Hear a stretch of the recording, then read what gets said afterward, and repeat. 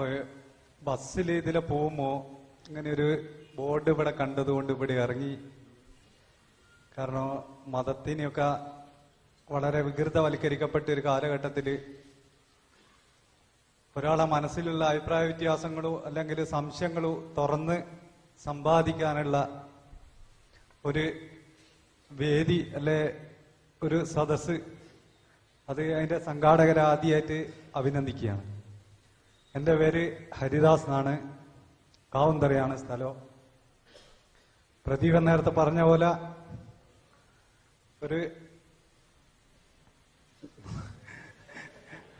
അപ്പൊ എന്റെ ഒരു സംശയം എന്താണെന്ന് വെച്ചാൽ, പരിശുദ്ധമായ ഖുർആനും ദൈവത്തിന്റെ കൽപ്പനകളും ഇന്ന് ലോകത്തിന്റെ എല്ലാ വിഷയങ്ങൾക്കും പരിഹാരമായി അതിൽ നിഷ്കർഷിച്ചിട്ടുണ്ട് എന്ന് പറയുമോ?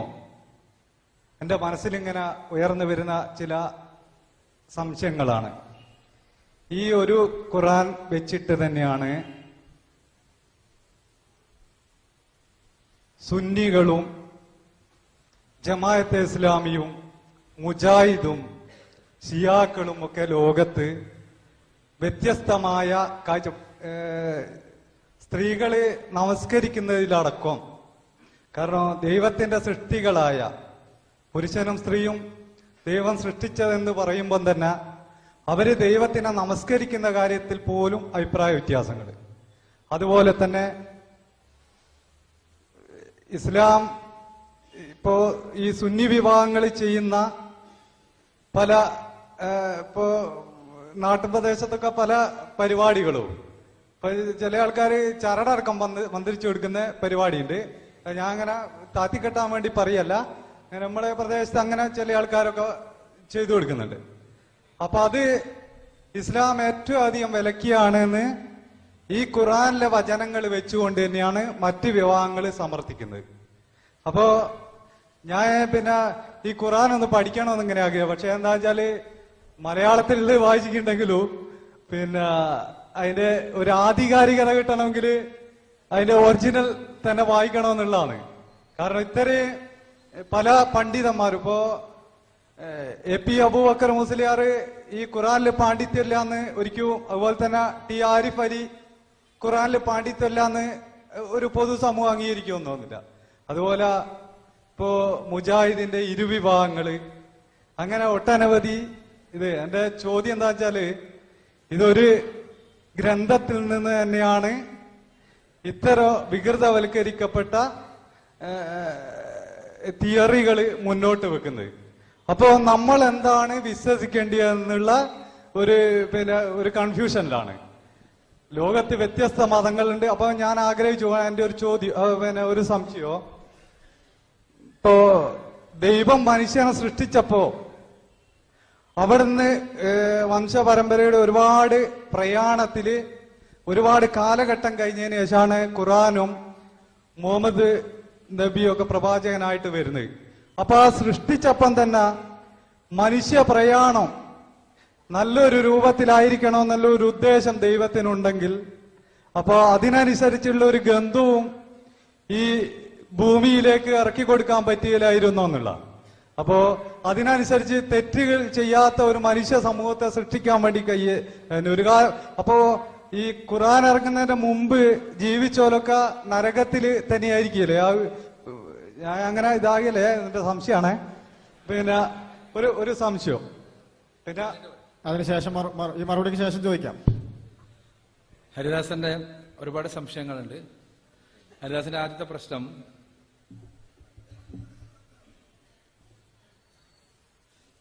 പരിശുദ്ധ ഖുർആൻ, ആ ഖുർആൻ അനുസരിച്ച് ജീവിക്കുന്ന ആളുകൾ തന്നെ ഒരുപാട് വിഭാഗങ്ങളായിത്തീരുന്നു. എല്ലാവരും ഖുർആൻ ഉപയോഗിച്ചിട്ട് തന്നെ പലതും പറയുന്നു. വിരുദ്ധമായ അഭിപ്രായങ്ങൾക്കും ഖുർആൻ തെളിവായി ധരിക്കുന്നു. അപ്പൊ ഞങ്ങൾ അതിൽ കൺഫ്യൂഷൻ ആവില്ലേ, എന്താണ് യാഥാർത്ഥ്യം എന്നാണ് നമ്മൾ പറയാണ്. റോട്ടില് ഒരാള് കത്തി വിൽക്കുന്നു. കത്തി വിൽക്കുന്ന ആള് പറയാണ്, ഈ കത്തി പച്ചക്കറി മുറിക്കാൻ ഉപയോഗിക്കാൻ പറ്റും, ഇറച്ചി മുറിക്കാൻ ഉപയോഗിക്കാൻ പറ്റും, അങ്ങനെ ഒരുപാട് ഗുണങ്ങളെക്കുറിച്ച് പറയുമ്പോൾ ഇത് നമ്മൾക്ക് പറയാമാണെങ്കിൽ ഈ കത്തി കൊണ്ടല്ല എൻ്റെ പേരൻ്റെ അപ്പുറത്തൊരാള് മറ്റേ ആളെ കുത്തിക്കൊന്നത്. ഇത് ഞാൻ പറയുന്നത് ഒരേ സാധനം കൊണ്ട് വിരുദ്ധമായ കാര്യങ്ങൾക്ക് ഉപയോഗിക്കപ്പെടാം. അതുകൊണ്ട് ഉദ്ദേശിക്കപ്പെടാത്ത ധർമ്മങ്ങൾക്ക് ഉപയോഗിക്കപ്പെടാം. പക്ഷേ നേർക്ക് നേരെ അതുകൊണ്ട് നമ്മളെ അങ്ങ് വീട്ടിലത്തെ അയാളുടെ ഭാര്യനെ കുത്തിക്കൊന്നത് ഈ കത്തി കൊണ്ടാണ്, അതുകൊണ്ട് ഞാൻ കത്തി തന്നെ വാങ്ങണില്ല എന്ന് നമ്മളാരും തീരുമാനിക്കാറില്ല. പച്ചക്കറി മുറിക്കണം, കത്തി ഉണ്ടായേ പറ്റൂ. നമ്മളവിടെ ചെയ്യുന്നത് നാം കത്തി വാങ്ങുന്നു, നമ്മൾ എന്തിനു വേണ്ടി അത് വാങ്ങിയോ അതിനു വേണ്ടി അത് ഉപയോഗിക്കുന്നു. പരിശുദ്ധ ഖുർആൻ അന്തിമ പ്രവാചകനായ മുഹമ്മദ് റസൂലുള്ളാഹി സ്വല്ലല്ലാഹു അലൈഹി വസല്ലമയിലൂടെ അവതരിപ്പിക്കപ്പെട്ട അവസാനത്തെ വേദഗ്രന്ഥമാണ്.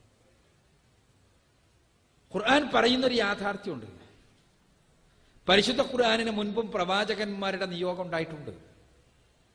സുഹൃത്ത് ധരിച്ച പോലെ ആദ്യ കാലഘട്ടം അതിനു മുമ്പുള്ള ആൾക്കാരെല്ലാം നരകത്തിലാണെന്നല്ല. ആദം നബി അലൈഹി സ്വലാത്തു വസ്സലാം അഥവാ മനുഷ്യരിൽ ആദ്യ മനുഷ്യൻ മുതൽ വ്യത്യസ്തങ്ങളായ കാലങ്ങളിൽ, സമൂഹങ്ങളിൽ, സമുദായങ്ങളിൽ പ്രവാചകന്മാരുടെ നിയോഗം ഉണ്ടായിട്ടുണ്ട്. പരിശുദ്ധ ഖുർആൻ പറയുന്നത് വൈൻ മിൻ ഉമ്മത്തിൻ ഇല്ലാ ഖലാഫിഹാ നദീർ. ഒരൊറ്റ സമുദായവും കഴിഞ്ഞു പോയിട്ടില്ല ഒരു പ്രവാചകന്റെ, ഒരു ദൈവദൂതന്റെ, ഒരു മുന്നറിയിപ്പുകാരന്റെ നിയോഗം ഉണ്ടായിട്ടല്ലാതെ. അപ്പൊ ദൈവദൂതന്മാർ എല്ലാ സമൂഹങ്ങളിലേക്കും വന്നിട്ടുണ്ട്. എന്തിന്? ജനങ്ങൾക്ക് മാർഗദർശനം ചെയ്യാൻ. എന്തേ ആദ്യം തന്നെ ഒരു ഗ്രന്ഥം അവതരിപ്പിച്ചു കൊടുത്തുകൂടായിരുന്നോ? തീർച്ചയായും മനുഷ്യ സമൂഹത്തെ നമ്മൾ പരിശോധിച്ചാൽ കാണാൻ കഴിയുന്ന ഒരു സത്യമുണ്ട്. മനുഷ്യ സമൂഹവും മറ്റു ജീവികളെ പോലെ തന്നെ ഒരു ജീവിയായിട്ടാണ് ഭൂമിയിൽ വരുന്നത്. പക്ഷെ മനുഷ്യൻ മാത്രം പുരോഗമിച്ച് പുരോഗമിച്ച് പുരോഗമിച്ച് നാഗരികതകൾ വളർന്ന് വളർന്ന് വളർന്നു വരുന്നു. ആ വളർച്ചയുടെ ഘട്ടങ്ങളിൽ നിയമങ്ങളുടെ മാറ്റം അനിവാര്യമായേക്കാം. അത് പടച്ചോൻക്കാണ് കൂടുതൽ അറിയാം. അല്ലെ, നിയമങ്ങളുടെ മാറ്റം അനിവാര്യമായേക്കാം എന്ന് മനസ്സിലാക്കുന്നതിന് വേണ്ടി ഒരു ചെറിയ ഉദാഹരണം ഞാൻ പറയട്ടെ. ആദം, ഹവ്വ രണ്ടുപേരാണ് ഭൂമിയിൽ ആദ്യം വന്നത്. അവരുടെ മക്കളുണ്ടായത് അവരുടെ ശാരീരിക ബന്ധത്തിലൂടെയാണ്. അടുത്ത തലമുറയോ? അതിനടുത്ത തലമുറ ഉണ്ടാകണമെങ്കിൽ അവരുടെ മക്കൾ തമ്മിൽ ശാരീരിക ബന്ധം പുലർത്തിയേ പറ്റൂ. അല്ലെ, സഹോദരി സഹോദരന്മാർ തമ്മിൽ വിവാഹിതരായേ പറ്റൂ, അല്ലെങ്കിൽ ലൈംഗിക ബന്ധത്തിൽ ഏർപ്പെട്ടേ പറ്റൂ. അപ്പൊ ആ ലൈംഗിക ബന്ധത്തിൽ ഏർപ്പെടുവാൻ ചില നിയമങ്ങൾ ആവശ്യമുണ്ട് ആ സമയത്ത്. എന്നാൽ ആ നിയമം കാലാകാലം മനുഷ്യർക്ക് നിലനിന്നുകൂടാ. കുറച്ചു കാലം കഴിഞ്ഞാൽ ഏതെങ്കിലും ഒരു പ്രത്യേക സമയത്ത് അത് പിൻവലിക്കപ്പെടണം. ആര് പിൻവലിക്കും? അതിന് പടച്ചവന്റെ ഇടപെടൽ വേണം. ഞാനൊരു ഉദാഹരണം പറഞ്ഞതാണ്. ഇതേപോലെ സമൂഹത്തിന്റെ വളർച്ചയ്ക്കനുസരിച്ച്, സമൂഹത്തിന്റെ ഉയർച്ചക്കനുസരിച്ച് ചരിത്രത്തിൽ ഇടപെടേണ്ടത് പടച്ചതമ്പുരാൻ ഇടപെടേണ്ട അവസ്ഥയുണ്ടാകും. പ്രവേശവുമായിട്ട് ബന്ധപ്പെട്ട വിഷയം പറഞ്ഞു അദ്ദേഹം. പള്ളിയുടെ പള്ളിപ്രവേശവുമായിട്ട് ബന്ധപ്പെട്ട് അഭിപ്രായമുള്ളവരുണ്ട്, അഭിപ്രായ വ്യത്യാസമുള്ളവരുണ്ട്. അവരുടെ തെളിവ് എന്താണ്? എളുപ്പം കിട്ടും. ആ തെളിവിൽ റസൂലുള്ളാഹി സ്വല്ലല്ലാഹു അലൈഹി വസല്ലമയുടെ സഹാബിമാർ എന്ത് നിലപാടാണ് സ്വീകരിച്ചത്? വളരെ ക്ലിയർ ആണ്, ആർക്കും പരിശോധിക്കാം. അപ്പൊ ഞാൻ പറയുന്നത് അത്ര സങ്കീർണമൊന്നുമല്ല പ്രശ്നം, വളരെ എളുപ്പമാണ്. പക്ഷേ പ്രശ്നം പരിഹരിക്കപ്പെടുമോ? ഇല്ല. സ്വാഭാവികമായും ഇത്തരം താല്പര്യങ്ങളും സ്വാർത്ഥതയുമെല്ലാം മനുഷ്യരുടെ സ്വാഭാവികതയാണ്. ആ സ്വാഭാവികത പലപ്പോഴും വർക്ക് ചെയ്യുന്നു എന്നുള്ളത് കൊണ്ടാണ് ഈ പ്രശ്നങ്ങൾ ഉണ്ടാകുന്നത് എന്ന് മനസ്സിലാക്കുക. ഖുർആനും സുന്നത്തിനെയും നിങ്ങൾ കളങ്കരഹിതമായി മനസ്സിലാക്കാൻ വേണ്ടി ശ്രമിക്കുക എന്നാണ് എനിക്ക് സൂചിപ്പിക്കാൻ. ഒരു കാര്യം എന്താ വെച്ചാൽ ഈ സക്കാത്തിൻ്റെതാണ്.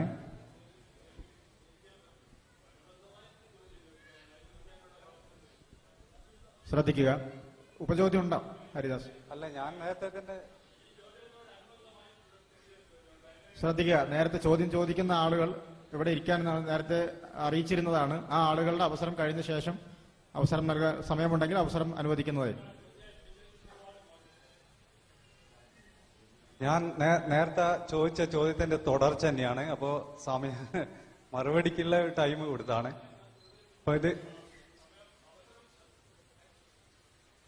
അപ്പൊ എന്റെ വിഷയം എന്താ വെച്ചാൽ, ഒന്ന് സക്കാത്തിന്റെ ഒരു വിഷയമാണ്. ഇപ്പോ നമ്മുടെ മനുഷ്യര് അവന്റെ സമ്പാദ്യത്തിന്ന് ഒരു ഇത്ര ശതമാനം പാവപ്പെട്ടവർക്ക് കൊടുക്കണമെന്നുള്ള ഒരു നിയമം, ഇസ്ലാമിക നിയമം. അത് ഇന്നത്തെ സമൂഹത്തിൽ വളരെയേറെ ഉപകാരപ്രദമാണ്, വളരെയേറെ സഹായം ചെയ്യപ്പെടുന്ന ഒരു വിഷയമാണ്.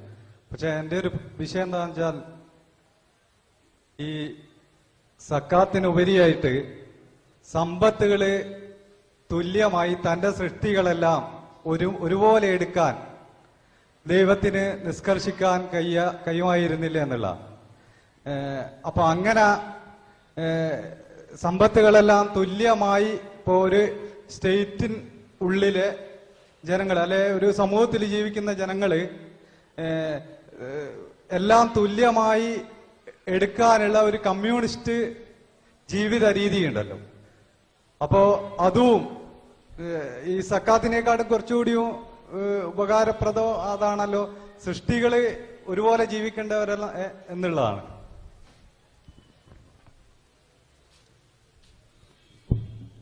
സക്കാത്തിനേക്കാളും ഉപകാരപ്രദമാവുക എല്ലാവരും സമ്പത്തിന്റെ തുല്യമായ വിതരണം നടത്തിയാൽ അതല്ലേ എന്നാണ് ഹരിദാസിന്റെ അടുത്ത ചോദ്യം. വളരെ പ്രസക്തമാണ് ചോദ്യം, വളരെ നല്ലൊരു ആശയവുമാണ്, പക്ഷെ അപ്രായോഗികമാണ്. സമ്പത്തിന്റെ തുല്യമായ വിതരണം, സോഷ്യലിസം, ഇത് സുന്ദരമായ ഒരു ആശയമാണ്, പക്ഷെ അപ്രായോഗികമാണ്. എന്തുകൊണ്ടാണ് അപ്രായോഗികം എന്ന് പറയുന്നത്? മനുഷ്യർ പണിയെടുക്കണമെങ്കിൽ അടിസ്ഥാനപരമായി അവന് പ്രചോദനം ഉണ്ടാകണം. ഈ പ്രചോദനം സത്യത്തിൽ എന്റേത് എന്ന ബോധത്തിൽ നിന്നുണ്ടാകുന്നതാണ്. യഥാർത്ഥത്തിൽ മനുഷ്യർക്ക് എന്റേത് എന്ന ബോധമില്ലാതെ കർമ്മങ്ങൾ ചെയ്യാൻ സാധ്യമല്ല. പ്രചോദനമില്ലാതെ കർമ്മങ്ങൾ ചെയ്യാൻ കഴിയില്ല. ആ പ്രചോദനം ഇല്ലാതാക്കാൻ ശ്രമിച്ചതാണ് കമ്മ്യൂണിസത്തിന് സംഭവിച്ച അപകടം. അത് പ്രൊഡക്ടിവിറ്റി ഉണ്ടാവില്ല എന്നർത്ഥം. നമ്മൾക്ക് സമ്പാദ്യമില്ലെങ്കിൽ, എനിക്ക് സമ്പാദിക്കണം എന്നുള്ള ബോധ്യമില്ലെങ്കിൽ ലോകത്ത് ഒരു തരത്തിലുള്ള പുരോഗതി ഉണ്ടാകില്ല. അറിയാലോ, ഒരു ഫാക്ടറി മുതലാളി, ഫാക്ടറി നടക്കണമെങ്കിൽ അയാൾക്ക് അയാളുടെ സമ്പാദ്യത്തെക്കുറിച്ചുള്ള ബോധം ഉണ്ടാകണം. ആ മുതലാളിയുടെയും തൊഴിലാളിയുടെ എല്ലാം സമ്പാദ്യം ഈക്വലായിട്ട് ഉപയോഗിച്ചു എന്ന് വിചാരിക്കുക. അവിടെ ആ രൂപത്തിലുള്ള ഒരു പ്രചോദനം ഉണ്ടാകുന്നില്ല. അപ്പൊ അതുകൊണ്ട് തന്നെ കമ്മ്യൂണിസം ഇതിൽ പരിശ്രമിച്ചത് ഇതില്ലാതാക്കാനാണ്. അതുകൊണ്ടാണ് ആദ്യം തന്നെ സോഷ്യലിസ്റ്റ് വിപ്ലവം കഴിഞ്ഞപ്പോൾ റഷ്യയിൽ ഏറ്റവും കൂടുതൽ ഗോതമ്പ് ഉൽപ്പാദിപ്പിക്കപ്പെടുന്ന സ്ഥലമായിരുന്നു ഉക്രൈൻ. ഉക്രൈനിൽ സ്റ്റാലിന്റെ പട്ടാളം പോയിട്ട് ഉക്രൈനിലെ കർഷകരെ പട്ടിണിക്കിട്ട് കൊല്ലുക ചെയ്തത്. എന്താ കാരണം? ഉക്രൈനിലെ കർഷകർ അവർ ഉൽപ്പാദിപ്പിച്ച ഗോതമ്പ് അത് കൊയ്യാൻ വേണ്ടി സ്റ്റാലിന്റെ പട്ടാളം ചെന്നപ്പോൾ അവര് പ്രതിഷേധിച്ചു. ഞങ്ങളുടെ വിയർപ്പിന്റെ വിലയാണെന്ന് പറഞ്ഞു. അപ്പോ സ്റ്റാലിൻ മനസ്സിലാക്കിയതും സ്റ്റാലിൻ പഠിച്ച ദർശനത്തിന്റെ അടിസ്ഥാനത്തിൽ അദ്ദേഹം മനസ്സിലാക്കിയത് ഇവർ സ്വകാര്യ സ്വത്തിന്റെ സംരക്ഷകരാണെന്നാണ്. ആ സ്വകാര്യ സ്വത്തിന്റെ സംരക്ഷകരെ മാതൃകാപരമായി ശിക്ഷിക്കാതെ ഒരു സോഷ്യലിസ്റ്റ് സ്വർഗം സാധ്യമല്ല എന്ന തിരിച്ചറിവില്ലെന്നാണ് അദ്ദേഹം 3 കോടിയോളം വരുന്ന ഉക്രൈൻ കർഷകരെയാണ് പട്ടിണിക്കിട്ട് കൊന്നത് എന്നാണ് പുതിയ സോവിയറ്റ് റഷ്യയിലെ കണക്കുകൾ പറയുന്നത്. ഞാൻ പറയുന്നത്, ഒരിക്കലും എല്ലാവരും ഒരേപോലെ എന്നുള്ള ഒരു സിദ്ധാന്തം പ്രയോഗവൽക്കരിക്കുക സാധ്യമല്ല. അതിന് മനുഷ്യരെ പ്രചോദിപ്പിക്കുവാൻ സാധ്യമല്ല. അതുകൊണ്ടാണ് കമ്മ്യൂണിസം പരാജയപ്പെട്ടതിന്റെ നേരത്തെ പറഞ്ഞതിന് അപ്പുറത്തുള്ള കാരണം. പ്രായോഗിക തലത്തിൽ അത് കഴിയില്ല. അവിടെ പ്രചോദനം ഉണ്ടാകില്ല. അതുകൊണ്ട് തന്നെ ആ പുരോഗതി ഉണ്ടാകില്ല. അവിടെയാണ് ഇസ്ലാം പറയുക, നിങ്ങൾക്ക് എത്രയും സമ്പാദിക്കാം, ഓരോരുത്തരും അവരുടെ കഴിവനുസരിച്ച് സമ്പാദിക്കാം. പക്ഷേ ആ 2 നിബന്ധനകളുണ്ട്. 1, സമ്പാദ്യം നിയതമായ മാർഗത്തിലൂടെയാകണം. 2, ആ നിങ്ങൾ സമ്പാദിക്കുന്ന സമ്പാദ്യത്തിന്റെ ഒരു ശതമാനം പാവപ്പെട്ടവന്റെ അവകാശമാണ്. പാവപ്പെട്ടവൻ പല രൂപങ്ങളിലുണ്ടാകും. ഒന്നുകിൽ സാമർഥ്യമില്ലാത്തത് കൊണ്ട്, അതല്ലെങ്കിൽ വേറെ എന്തെങ്കിലും പ്രശ്നങ്ങളുള്ളത് കൊണ്ട്, അതുമല്ലെങ്കിൽ തനിക്ക് ആവശ്യമായ കഴിവുകളില്ലാത്തത് കൊണ്ട്, ഇങ്ങനെ പല രൂപങ്ങളിലുണ്ടാകും. അവരെ സംരക്ഷിക്കേണ്ടത് ഇവരുടെ ഔദാര്യമല്ല, മറിച്ച് അവരുടെ അവകാശമാണ്. ഈ സക്കാത്ത് എന്ന് പറഞ്ഞാൽ പണക്കാരന്റെ ഔദാര്യമല്ല, പാവപ്പെട്ടവന്റെ അവകാശമാണ്. പടച്ചവൻ ഇയാൾക്ക് സ്വത്ത് കൊടുക്കുന്നു. സ്വത്തിന്റെ യഥാർത്ഥത്തിൽ ഉള്ള ഉടമസ്ഥൻ പടച്ചവനാണ് എന്നുള്ളതാണ് ഇസ്ലാമിക വിശ്വാസം, ഇസ്ലാമിക അടിസ്ഥാനം. അപ്പോ ഈ സമ്പാദ്യം, ഇയാൾക്ക് കൊടുത്ത സമ്പാദ്യം, ആ സമ്പാദ്യത്തിന്റെ ഒരു നിശ്ചിത ശതമാനം, അത് പല സ്വത്തിനും പല ശതമാനമാകാം. 2.5% ഉള്ളതുണ്ട്, 5% ഉള്ളതുണ്ട്, 10% ഉള്ളതുണ്ട്, 20% ഉള്ളതുണ്ട്. ഇങ്ങനെ ഈ ശതമാനം കൊടുത്തേ പറ്റൂ. അതാകട്ടെ സമൂഹം